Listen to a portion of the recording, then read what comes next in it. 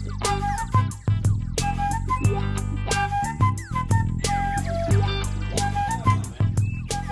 everybody. Welcome to another episode of Real Drinks with Ali Flores. That's me. I'm Ali Flores. This is the podcast where we talk about movies. We talk about awesome movies and what movies mean to us. And then we're also drinking during it. And today I have somebody with us. I met him a long time ago on a set. We were shooting commercials, which is always fun. This guy has his own podcast out. So make sure after you like my podcast, you go and listen to his podcast. It's called The Intentional Mindset. You can get that on iTunes. He's an entrepreneur. He's a jack of all trades.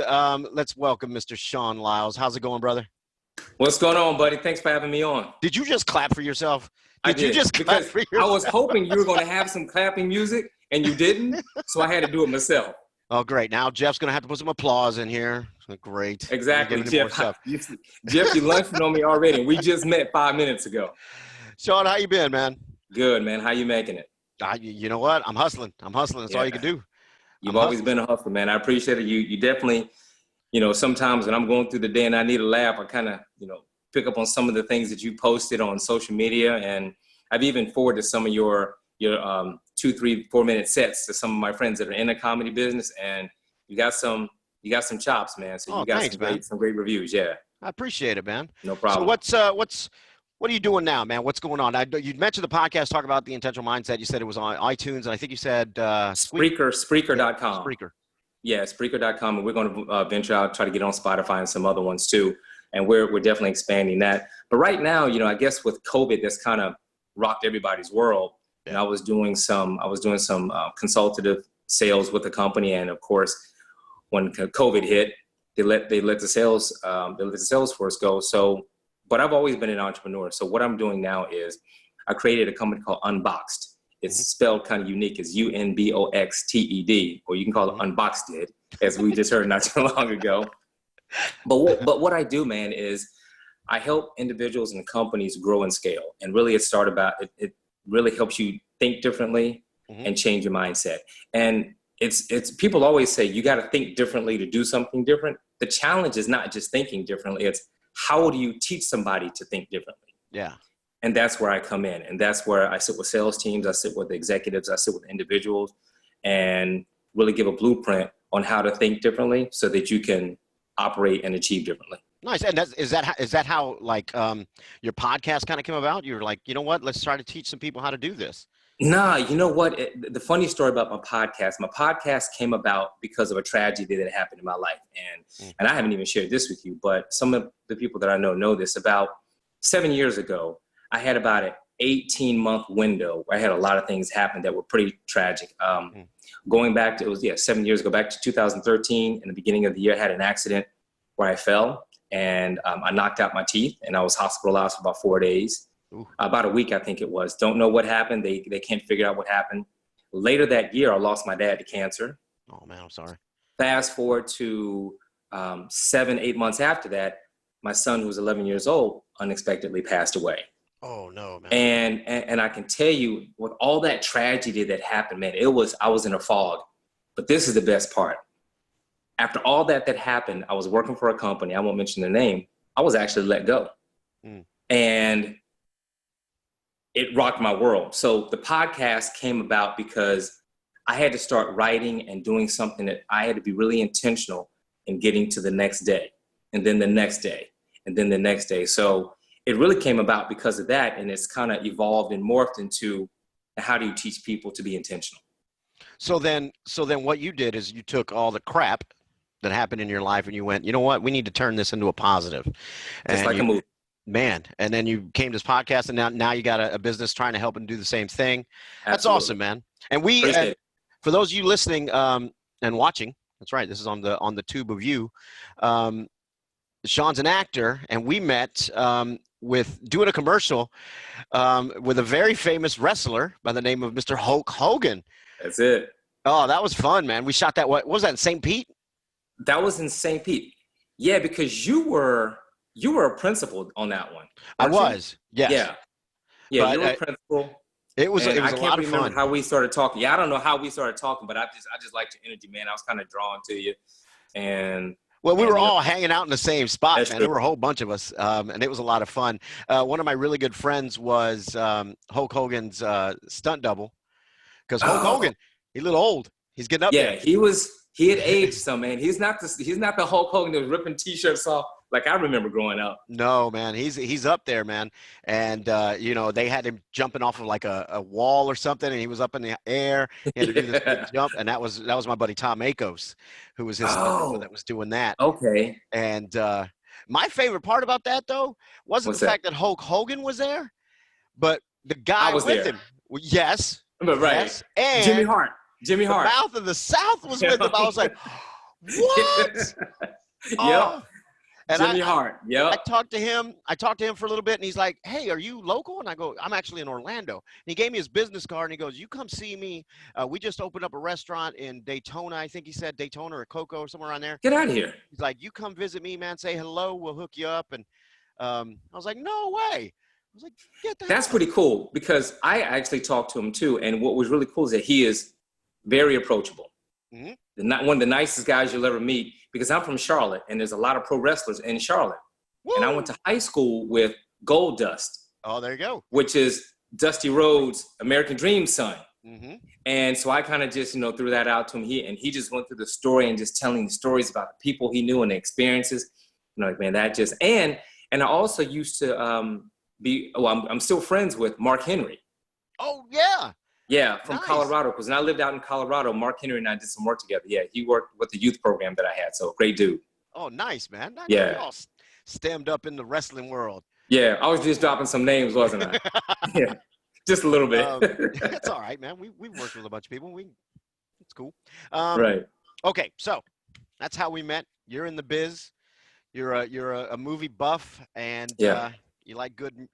I appreciate films, even if the ones that get panned. I appreciate the process in making it, and you get to Yeah. see some cool things. There's always something to learn from a film. What film are you bringing to the table today? Training Day. Ooh, heavy hitter. Training Day. Oh, nice. So Training Day, man. Why Training Day? Training Day for me was one of those films that it showed the true versatility and depth of Denzel Washington. Everybody knows him as a great actor, but he really showed, because everybody sees Denzel as that father figure, that guy that handles all the problems. But this is where he took a little turn, went to the dark side, and he just knocked it out of the park. I mean, whenever I watch Denzel in films, I don't see Denzel. I see who he is in that film, that character.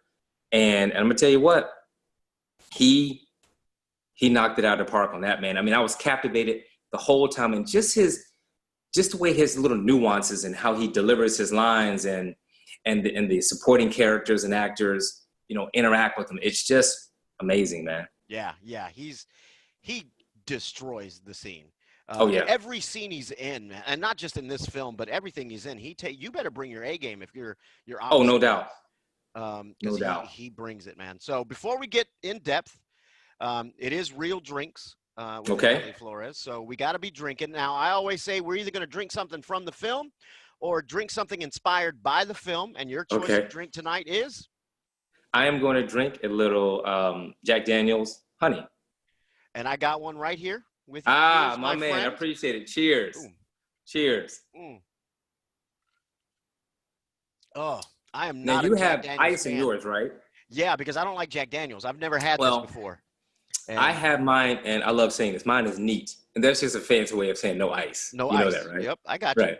I love it. Neat. You know what? I think I would have preferred it neat had I known how smooth this is. This is good. Yeah, it is actually pretty good. Yeah, that's nice, man. All right, so why did you choose Jack Daniel's honey? Actually, I had a buddy of mine from college. I love wine. Mm-hmm. I love a good, bold red wine. I love wines from South America, a nice, strong, bold cab. And that's kind of my go-to. I'm not a heavy drinker. I don't drink a whole lot. But when I do, I enjoy that nice red wine with a nice meal. And I had a college buddy of mine, I'll call him Smitty, came through town. And, we were just sitting outside catching up. We hadn't seen each other in years. And we were back in college, back at UNC, Chapel Hill, Go Heels.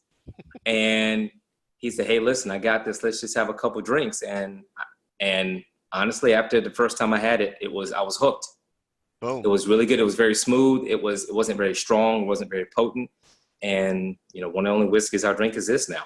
Smooth and get you hooked. Kind of like Denzel. Just smooth and get you hooked. That's right. Because you want to watch every movie he's in. Absolutely. All right, let's get into Training Day. Let's do it. Man, that movie came onto the scene and immediately caught fire. I think I remember the buzz before the film came out, just the trailers and everything, and everyone is just going, oh, we're watching this movie. Oh, yeah. You've got Denzel Washington, and then you've got Ethan Hawke, who I go, how's he going to go with Denzel? Because I think Ethan Hawke is a fine actor. Absolutely. But I don't consider Ethan Hawke like a powerhouse actor, like a boom, you bring it and do this. I was like, or at least not at that time. I was like, oh, let's see what's going to happen. And he holds his own. He does a really good job in this film. Well, I think what Denzel does is Denzel is like I'm a sports guy. Denzel is like the Michael Jordans, the Kobe Bryants, the LeBron James. They make you better because getting in a film with him, you better bring your A game. Oh, yeah. Because this is not just a job. It's a passion. It's who he is. And he takes it extremely seriously. And there's, at least from all the stories that we've heard and listening to some of his interviews. And so Ethan Hawke knew that he better bring it. But I think Denzel also is disarming so that when you are there, you're not nervous because it's Denzel. It's like, hey, just be you and let your skills come through. Yeah, he is definitely one of the legends of a cinematic legend. The guy's phenomenal on screen. Yeah, my man. My man. That's it. So this film, go ahead and tell people, give a synopsis of the film. Like the basic, I mean, everyone's seen the movie, so we're not spoilers. If you haven't seen it, that's your fault. So give me an overview of this movie. Denzel plays Alonzo, and he's a veteran detective at the LAPD, and Ethan Hawke, I think his name is Jake. Jake is a rookie cop. And so he gets put in Denzel's group, and Denzel actually is leading this group of other detectives and police officers that are really involved and entrenched in the gang scene, in the underworld scene of LA. And they kind of got their own mafioso Gestapo type flavor going on where they run the streets and they get paid. So and that's how they're supplementing their income. And so Jake is this rookie cop that is a by the book ethics and morals, and he stumbles across a situation where he's like, wait a minute, this is not how this is supposed to happen. We get some money, we take it in, or we witness somebody getting killed by our cops. And so it's a battle of good and evil that he has to go through. But at the same time, it's a battle of, do I say something because my life is now in jeopardy if I do? Right. And it just goes through the history of it. It goes through the motions of it.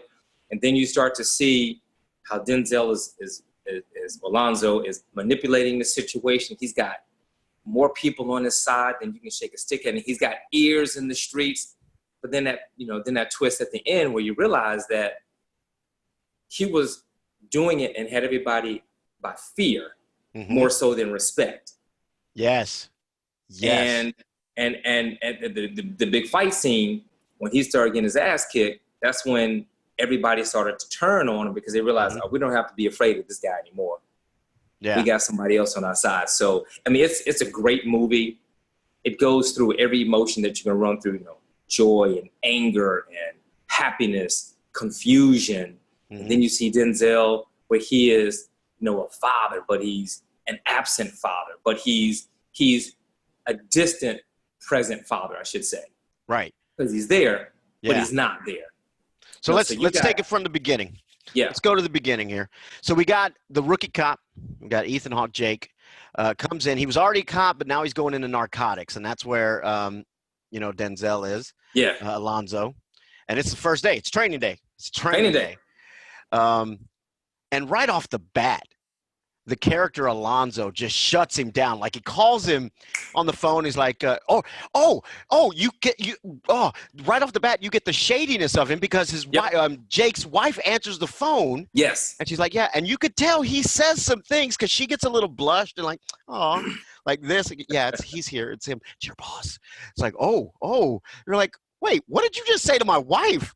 Right. And you could tell he's such a charming guy, but he's shady. So he shows up, and that scene in the just that opening scene, the first meeting of them, he's in the restaurant and he's reading the newspaper. And I love the character development for Ethan Hawke's character. I do. He is super green in the beginning. He's, oh shucks, I just want to do a good job, sir. I'm here for you. And he's so nervous, and Denzel just like squashes him quickly. He's like, "Can I read my newspaper?" Right. Stop talking. And it's like, and he can't help it. So good. And he sets the tone. He's like, "I'm the big dog. I'm the alpha. You are nothing. You are fighting for this gig. I'm the dog." Here's another thing that I like about. I'm getting up, man. I'm excited. Yeah, I love this movie, man. I like that.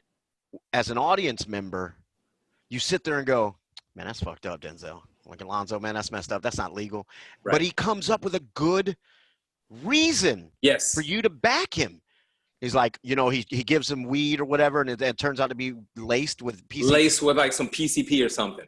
And it's like, whoa, what are you doing? He's like, hey, if you just said no and I was a drug dealer, we were in the middle of something, and then you said no, you're dead. Yeah. You don't say no. You take it, we'll deal with it. It's like, okay, yeah, that makes sense. That really makes sense. And, just anything that he does, he always has an excuse for training him into the business, into the streets. A little known fact. And like you said, it's not just training him in that, but he's protecting himself the entire way as well by making sure that he catches him on film, doing stuff, fingerprints, everything in a situation that would destroy his credibility if he decided to turn. Yeah, this is one of those movies that you watch it again, and you go, "Oh, I see what he did. I didn't see how he did that. I didn't see that the first time." Yeah, that's right. You're like, "Oh man, yeah, he's set this. That's brilliant. Is this?" He keeps asking, "You want a beer? You want a beer to help with the? You want a beer? Want a beer? All right." Calms him down. He goes, "All right, give me the beer." I'm like, all right, cool. Yeah, it's a great movie for that kind of, just as an audience member, you fight yourself. You do have that. You have that those little demons and angels on your shoulders. Absolutely. Like, no, screw Denzel. He's an awful man. Hey, bud, he's all right. He's getting you through it. You're like, man, I don't know what to think about this guy. Is he, when you first watch it, you go, all right, is he legit? Is he like legit training, or is he shady? Right. Like, you don't know. That's why that twist comes at the end, and you're like, oh, I don't like you.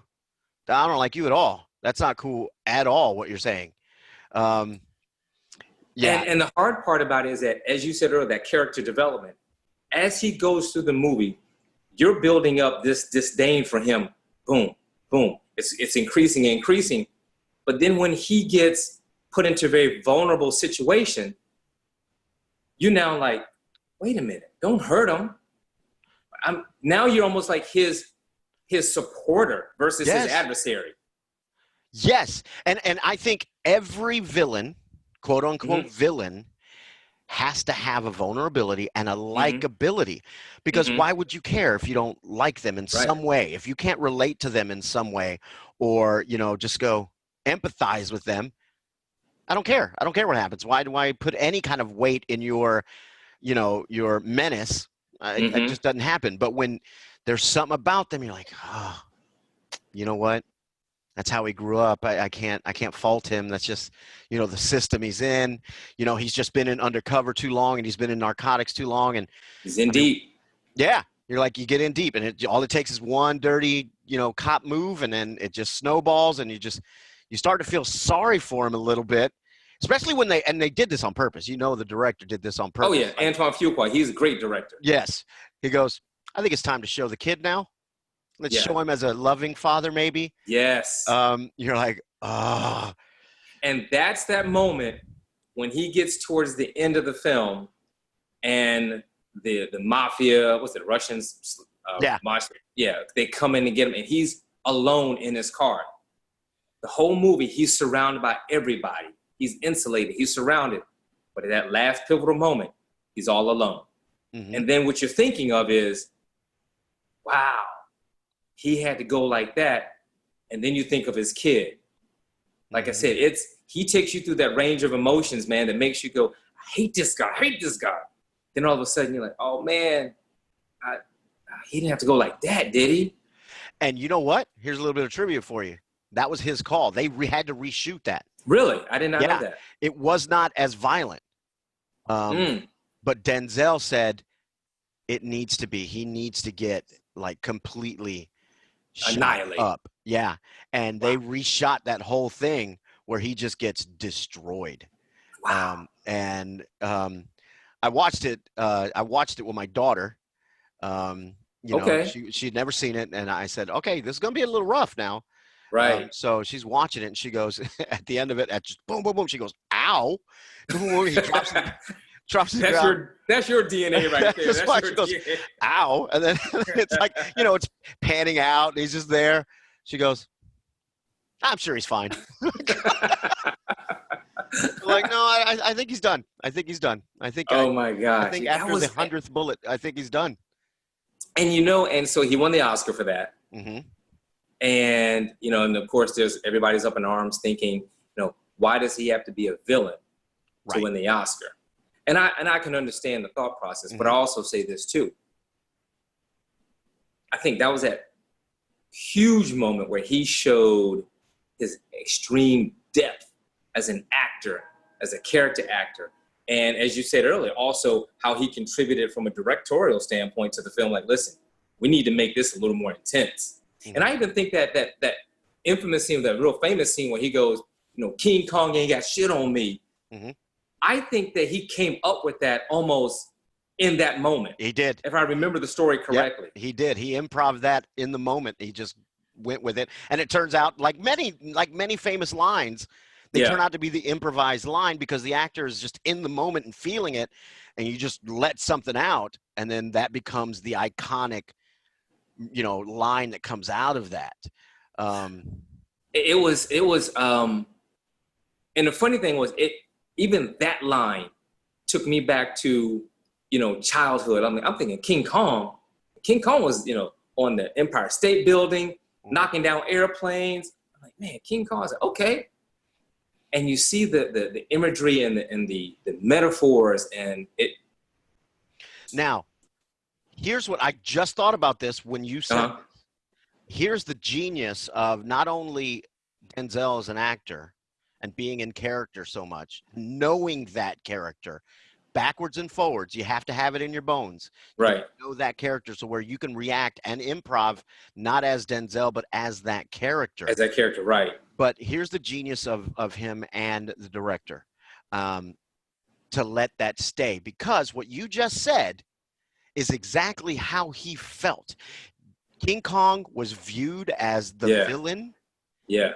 He's smashing down things. He's, you know, making things crumble. But then people feel sorry for him. He has that moment of, oh, you know, you're like. Yeah, when he fell off after he got shot and he fell all the way down. You're right. I didn't think about it. You're right. So you got to think Denzel's like, that just came out, but that's because he knew that character and what he represented in that neighborhood and to that area. I think that's what that came out of, and that's brilliant. That's good stuff. Yeah, it's so. I know we're talking about Training Day, but there was another film that he was in called Glory. Yes, and Glory was about the first Black regiment being fighting in the Civil War, mm-hmm. and there's a part in that movie where Matthew Broderick is the captain or lieutenant. I forget, he's the captain, and he's the one that has been assigned to lead this Black troop into battle. Well, lead this Black troop. And, still it's still right. Slavery is it's still fresh in everybody's minds. It's been abolished, it's getting abolished, but it's still it still has a lot of remnants of how they're treating people. And there's a scene in there where he actually has to get whipped by Matthew Broderick. Ooh. And I don't know if you've seen the movie. If you haven't, it's been so long. Yeah. And Denzel has one teardrop down his face. And they asked him in an interview, how did you do that? He says, it wasn't an eye drop. It wasn't anything. It was a real tear. And as you said earlier about how he embodied the character, what he did was he actually drew from all of the history from slavery and his ancestors. And he said, and at that moment, that's how he was able to get that emotion. Wow. Yep. And so, and I'm seeing that's what he does routinely, like he did in Training Day. Yeah, I've heard many stories, interviews with other, big name actors and legends that know him, and they go, the guy is prepared. The guy is prepared. He knows what he's doing. He will not come unprepared to the set. He will know his stuff. So if you don't know your stuff, you're going to get eaten alive. And that's what we talked about earlier. When you look at Ethan Hawke, and Ethan Hawke being a good actor, but not a great actor. And give me one, great actor. So yeah, he destroys it. And the funny thing is, when Ethan Hawke auditioned with Denzel, it was like it's probably his third or fourth audition for the film. Right. But now it's with Denzel. He got so angry when he left because Denzel, he improvised. Didn't stick to the script. So he said that he almost went back and almost just cussed him out, told him, never mind, I don't want to do this. I don't need this. And as he's sitting there kind of getting ready to go in, his agent calls and says, they loved you. You've already got it. They loved you. You got it. And so he was awesome. Angry. And then they say that on set, they were so into their characters, they would continue talking as Jake and Alonzo. Really? Throughout the day until they brought him in and said action. And so they were always interacting as Jake and Alonzo. And I'm like, man, I kind of sit here after watching the film. You're like, man, I kind of wish he didn't die. I'd like to see that dynamic again because they were really good. They were really good together. What's your favorite Denzel film? Is this it?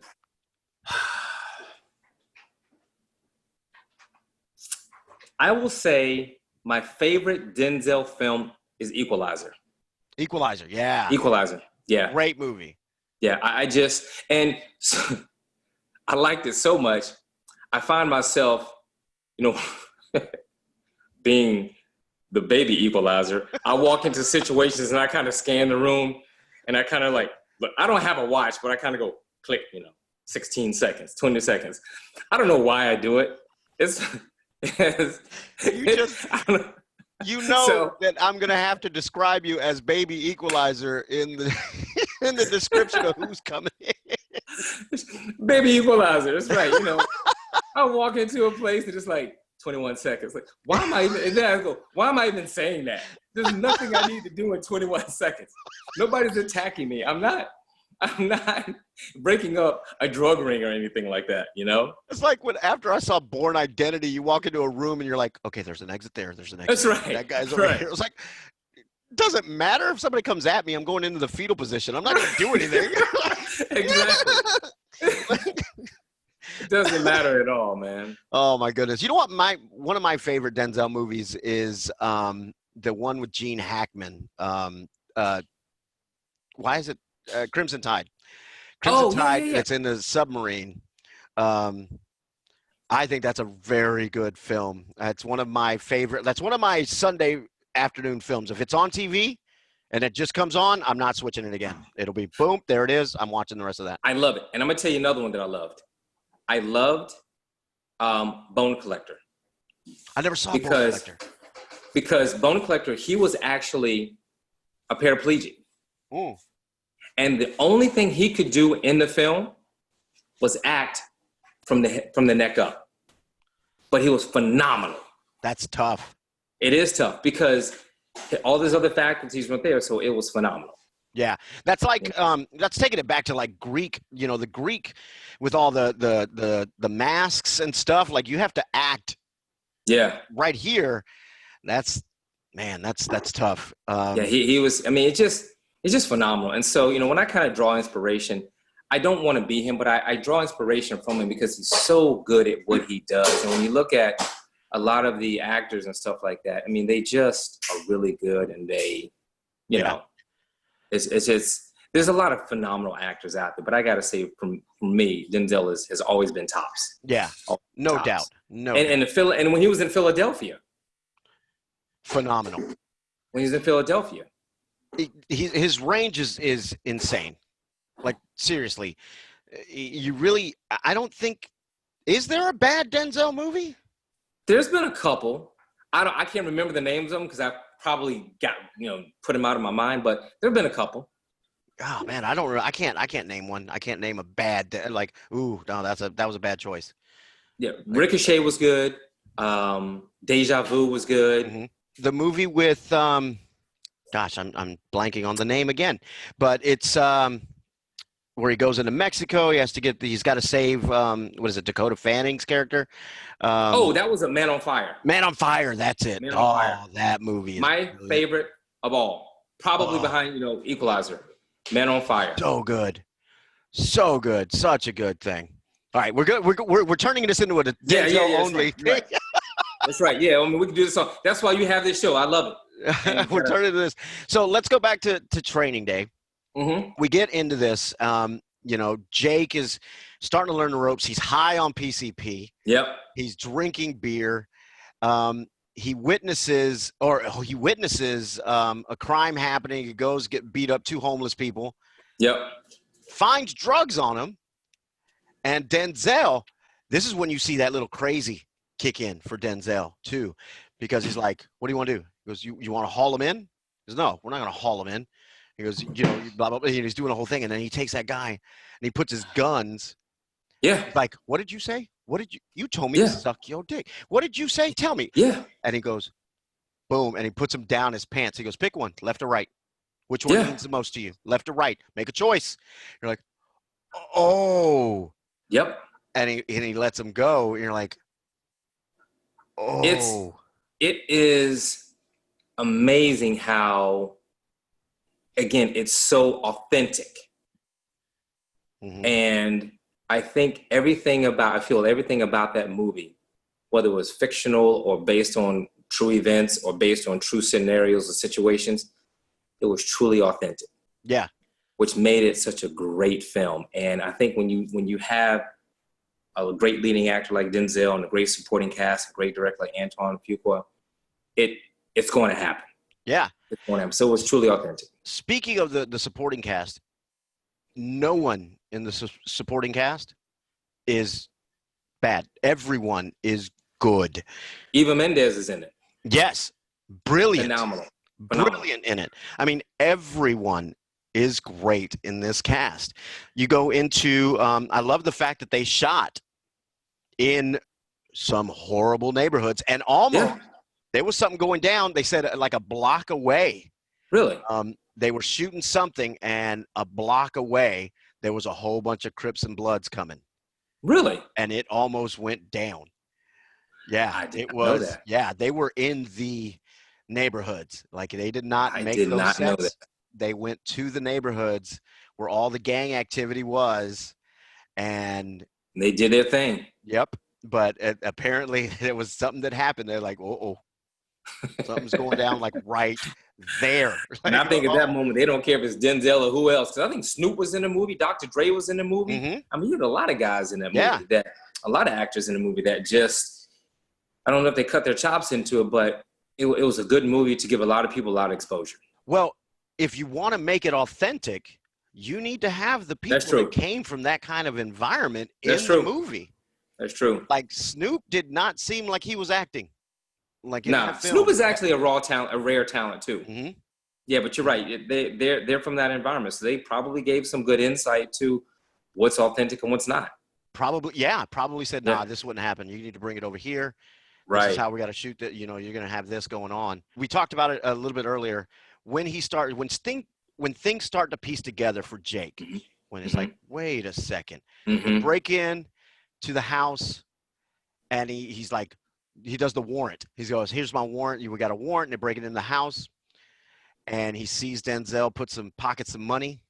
He's like, Yep. oh, what did he do? And then he goes, let me see that warrant. And he hands her a menu, whatever the menu Right. was. Like from restaurant. Yeah. Yeah. And he asks him, how much you take? How much you do that? And then you're like, he's busted. He's a crooked cop. And then they meet, like, what were they, judges? They were judges. They were judges. And so he meets them in that nice neighborhood. Yep. And gives them the money that he found. Yep. And he goes, what happened to the money? He goes, hey, arrest warrants aren't free. We're like, that's right. Man. That's right. So then again, like, even though we just went, oh, he's a crooked cop, there's nothing good about this guy. He just did that so he could go get the big guy. And you're like, yep. And so that was that balance. That it's almost like that dichotomy of that good and evil throughout the whole movie. He's good, he's bad, he's good, he's bad. And then it also makes you question yourself. Because you know that age-old question that people have. You know, would you lie if it was to save someone's life? Or would you steal if it was because you had nothing to eat? Now you're trying to balance that act of your ethics and your morals. Yeah. Should I do it? Should I not do it? And then you start to see him acting out those, yeah, I'm doing this, but the greater good is this. See, and that's, okay, my favorite movie of all time is Braveheart. Love that movie. Love it. I have zero Scottish descent, but I love that movie. So one of the things I tell people, they're like, oh, you're just this liberal guy who's just blah, blah, blah. And I go, I've got some conservative views in me. And they're like, what do you mean? I go, okay, the scene in Braveheart when the king goes, all right, have the archers attack. They're like, yeah, but won't we hit our own men? Yeah, but we're going to hit theirs as well. Attack. I see his thinking going, yeah, we're going to finish the war. There will be some casualties. There's going to be some casualties. Shoot the arrows. Let's go. We might not kill them. I mean, they might be all right. So you think about that. So when the morals come in, I think everyone watching it, you start to have that. You kind of feel like you're Jake going, yeah, dang it, man. I don't know if I would stop him, because if they truly are going after the big fish, then you have to do these things to get the big fish. And then it turns out the big fish is his friend. It's his friend. Yep. Oh. Yep. You're like, no way. Yep. And his friend was totally cool. He's like, what? Oh, man. All right. Yeah, just take it. Oh, man. I was going to retire. We were going to go. What was he? It was like, we were going to go Honduras or somewhere. He's like, we're going to do this and be out. And then he goes, and calmly, Jake, shoot him. And the guy, he was like, go ahead, man. Shoot me. Shoot me. Go ahead, rookie. Shoot me. He's like, Jake's like, I'm not going to shoot you. All right. I'll do it. Boom. And he uses, And then they set up the crime scene, the thing. And the cop, he's like, all right, hold up. Let me shoot. Who's the bad guy in The Mask? I always love that guy. In the movie The Mask with Jim Carrey. Good movie guy, he gets shot and he's like, all right, you ready? Ready? Boom. All right, I got to do you one more. All right, boom. And he actually gets him. He's like, here's the story. You came in first. You got shot. Jake came in right after him, shot him with the shotgun. Like, whoa, he had that thing calculated. Yeah. I mean, everything in that movie he did was calculated. Yeah. He was intentional. He was very intentional in everything he did. And how smooth he took him to that neighborhood with most of my family members, the whole Mexican gang right there. It was like, uh-oh, this isn't good. I know these people. It's there. And again, 3 phenomenal actors. Yeah. Hey, let's play some cards, man. Let's play some cards. You got the one guy that plays Tuco in Breaking Bad. Yep. This other guy who's in American Me, and he's in a bunch of other shows and movies that are, you need a Mexican like gang member, blah. The guy that plays the main Smiley is not even Mexican. Guy he plays, I think his name is like it sounds Irish, the name, but he's so ethnically ambiguous. Right. He's such a good actor. Yeah. That he plays Hispanics, he plays Muslims, he plays all kinds of different, and then he puts on the Wow. character, and you go, oh yeah, Wow. I buy that you're from the region. Yeah. That's awesome. Because That's I think I saw him in Homeland as an actor as well, and I'm like, God, man, that guy plays everything. The guy's a chameleon. Wow. And so he plays that, but that scene is intense as well. Yeah. Absolutely. I mean, it was just packed full of intensity, intense scenes that just get you on the edge of your seat, and you always question what's going to happen, what's going to happen, what's going to happen, what's going to happen, and then and we talked about it earlier. It progresses through the movie where we see the final scene where he just gets annihilated. Mm-hmm. I mean, it was just great character build, like you said, great character progression, great story, and you're right. We'll go back to what you said earlier. Everybody loves a villain, but we also like a feel-good story and that vulnerability too. Yeah. And this is how smooth Alonzo is, because he planned everything out. He had it all planned out. Gave them the thing. He's like, all right, Jake's dead. No worries. Another gang thing. It'll be fine, because he already planted the drugs in his blood system and the alcohol. Yep. So if he dies, it'll just say that he was doing drugs there. But then Jake shows up at his house, and he doesn't even blink. He goes, nice, you passed. You're on the force. You're on the squad. And I'm like, dude, how quick are you? He had nothing in his eyes. They went, oh, shit. Nope. He just went, hey. And he's clapping the money. Nice work. Yeah. Nice work. Congrats, man. It's like, you made it. I'm not bashful about what I just did. No shame. At all. No shame. None. And then you get the iconic ending scene. Yeah, he just gets destroyed. Great movie. I mean, it's great movie. Yeah, you get jazzed. You're like, oh, this is a great movie. Yeah. So Training Day, if you've not seen it, where the hell have you been? We've spoiled it. We're telling you the whole thing, but you can watch it over and over, and you'll still pick up on some things you haven't seen or you didn't recognize before. All right, buddy. All right, Tiny Equalizer, you ready? Baby Equalizer, man. Baby Equalizer. Don't get it wrong. Don't get it wrong. I got 10 questions for you. I don't know if I'm going to answer these questions well, but I'm going to give it a shot. They're going to be they start off light. Right? Okay. Here we go. What kind of car does Alonzo drive for number one? I think it was a Monte Carlo. Boom, Monte Carlo. Yeah. Bonus points, what year? 73. Three of those letters are right, or numbers were right. 1979 Monte Carlo. 9, okay. You still get one. Yeah. You've already answered this one. Who directed the film? Right. Antoine Fuqua. Boom. Yeah. 2 for 2. Denzel Washington won an Oscar.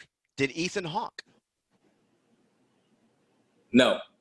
No, he did. No, he didn't. No, wait. No, he didn't. He didn't. He didn't. No. Final answer? Final answer. He did not. He was nominated, though. He was nominated. That's right. He didn't win it. That's right. So it's such a good job, man. Like, really brought it in that movie. This one you've already answered. Who plays Alonzo's wife? Eva Mendes. Boom. Or girlfriend. Yeah, I could never tell if it was his wife. I don't know if it was his wife or not. Or they don't really. Yeah, I couldn't tell. It was the baby mama. I don't know. That's it. Right. Number 5. 4 for 4. What's the name of the neighborhood where Alonzo lives? They've got a nickname. They got a nickname. They even talk about it. I don't know that one. You're going to help me on that one. Welcome to the jungle. Welcome to the jungle. The jungle. You know what? That's it. I know it's something. Yeah, gosh dog it. Okay, the jungle. The jungle. All right, you missed 5. That's all right. You're only down 1. Right. But the next 5 are probably going to be tough. So I may be 50% here. Number 6. What does Hoyt, Jake Hoyt, say the streets are about? In the scene when he's talking to his friend, when Alonzo's talking to his friend who ends up getting killed, and Alonzo's like, he's got to learn this, do the streets. You got to learn about the streets. And Yeah. Jake is high, and he goes, I know about the streets. I know what it's all about. What's it about? He Was gets it? deep. Yeah, the streets are about. Was it respect? I'm going to give you another one. Keep going. Got this. The streets were about. I don't know. I'm drawing a blank. All right. The streets are about smiles and cries. Oh, yeah, I wouldn't have gotten that one. I wouldn't have gotten that. Hiding your I should smiles know and that, but I hiding your wouldn't have cries. Yep. Yeah, I wouldn't have gotten it. Yeah, So Snoop plays a crack dealer in a wheelchair. yeah. I don't know his name. No. What name does he give them to go find? Who's the person they need to go find? What's the name? I can't remember that. Sandman. And I can remember a lot of the movie because I love it, but I can't remember those small details. Gosh, I don't know. Who'd they give? Sandman. It was Sandman. Sandman. I say it like, oh, I knew it, but I really didn't. But Sandman, yeah, that's right. I really didn't know it. You sound like my daughter. Anytime she gets something wrong, oh yeah, that's it. That was my. Oh yeah, that was it. But I really didn't know. So. All right, this one's a little easier, I think. All right. What does Alonzo always have around his neck? It was either his badge or his cross. I'm going to give it to you because The his badge. badge he does take off, but the He silver does. chain, the silver chain with the cross, The silver is chain, always right? around- The silver chain, yeah. with the cross is always around his neck. Yeah. What R&B singer made her film debut in Training Day? I'll give you a hint because you're already panicking. I can see you sweating. Yeah. Well, I'm not panicking. I'm just sweating. She was where they went after Sandman, and that's where he stole the money. So she's the lady. Let me see the menu, or not the menu. Let me see the warrant. That's her. Who was it Angie Stone? Oh man, no. Macy Gray. Macy Gray. Macy Gray. I had to look, but Macy Gray. Yeah. And I love Macy Gray. She's a phenomenal artist. Oh, and she was great. And she was great in that. She was great in that, yeah. Man. All right, number 10. This one, if you get close, I'll give it to you. All right. What are the last words Alonzo says? Last words Alonzo says. I'll give you a hint. It's right before Jake leaves. Right. They're all surrounding him by the car. Right. And he's smoking a cigarette. And he says this in exasperation. I can picture the scene. Mm-hmm. I know the moment. I just don't know what he's saying. He goes, what a day. What a motherfucking day. Wow. Those are the last words. Wow. Last words before it's pow, pow, pow, pow, pow. Boom, before he gets killed. Wow. And here's your bonus question. Bonus. All right. In that very scene, there's an extra. He's an uncredited extra who turns out to become a superstar. He stands. That I had no idea. He stands right next to him. When you see the movie again, you'll go, "Oh my God!" Okay. I did Clearly, not you watched the know movie in this. more detail than I did. I just watched it. That's why. I had to rewatch it to know this stuff. Right. I watched it and I said, "Oh!" But he's so prevalent. He's so. Extra. I tell you this: he is a giant man, and you see him, and you know why he's there. Like he's muscle. The Rock. So close. I'll give you one more hint. Same size. Terry Crews. Boom. That's it. Really? Terry Crews. Yeah. I did not know that. Yeah. He's just an uncredited extra, just sitting there. You know, he's there. Like they go in there. Like Oh yeah. when Jake comes back to find him, and that's when you realize they really don't like him. Like, right. You got a problem. He goes, "I'm here for Lonzo," and they just let him in. Just let him in. Yep. I remember Terry. that. Yeah. Terry Crews, man, was there. I was like, shut up. Wow. Yeah. Wow. Man, what a great movie, man. Sean, thank you so much for coming on. Man, I appreciate this opportunity so much. Really, this has been fun. I mean, I know we did it tonight, and hopefully down the road we can do another one. And I definitely want to get you on my podcast, The Intentional Mindset, and really just dive into your story and who you are. I mean, because you're a joy to me, and you're funny. Like I said, I was drawn to you when we did that commercial with Hulk Hogan, and I'm glad over the years, man, we've kept in touch and been good, become good friends. Thanks, man. So tell everybody where they can find you. All right. You can find me at speakershawnlyles.com, and you can definitely find The Intentional Mindset on iTunes. And if you have any questions or you are looking to get to that next level on how to think differently and how to become mentally tough, reach out to me, because that's what I'm here for. We all have a story, and I want to help you rewrite your life story. Boom, man, you're about to bring a tear to my eye. That was good. Hey, you know what? Now, you don't cry. You don't cry. I haven't seen you cry. Unless I get paid. Unless I get paid. Right. Which is so wrong, dude. I cry all the time. I cry on Publix commercials. I'll cry anything.